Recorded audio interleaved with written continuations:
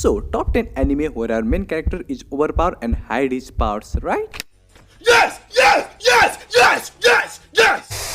Let's get started. First, the daily life of an immortal king, where you get our genius OP main character, which has power beyond its anime limitation, much like a god, but he hides it because you want to live a normal and peaceful life. But over the course of his story, he is forced to show his powers, but still he tries to hide it as much as possible. Then in our second one, we got Codebreaker, where our main character is OP as usual, but he has a little bit logic in this anime, which I absolutely love. That is eye for an eye and evil for an evil. So basically, he's not a white pure good anime main character. He's like a dark arts who has its own sense of justice, like Light from Death Note kind of vibe from him. Other than that, he possesses blue flames powers, but still manages to disguise in a normal high school life. Then in a third one, we got Hyoko, where our main character is overpowered in brain cells. I mean, he is smart. So basically, it's not an action anime, it's a mystery anime with little bit of love story. Its animation is like cocaine to the eyes. Other than that, our main character is overpowered in brain cells. I mean, he's really smart, but he really doesn't show his smartness until a girl forces him to, which means hiding smartness, which make it qualify for this group. Then in our fourth one, we got Akashic Record of Buster Magic Instructor. So in this anime, we get our overpowered main character as a teacher, who is also lazy and aimless in his life, but due to the sudden turn in event, he is forced to teach in this magic high school where everybody thinks that he is weakling and doesn't take him seriously, as well as he hides his power until the right moment to impress all of them. Other than that, he is also a funny teacher, so plus point there. Then in our fifth one, we got Beelzebub, which is like one of the funniest anime I have ever seen. So basically the story is we get our main character who is a high school student and he has a baby who is actually a demon lord child. Well, to explain it clearly, the demon king baby choose him as father. So he got bunch of OP parts by bonding with the baby, but he kind of hides it in the series, as well as the baby hides his power. So I think they qualify for this group. Then in our next one, we got Parasite, in which we get our main character with a OP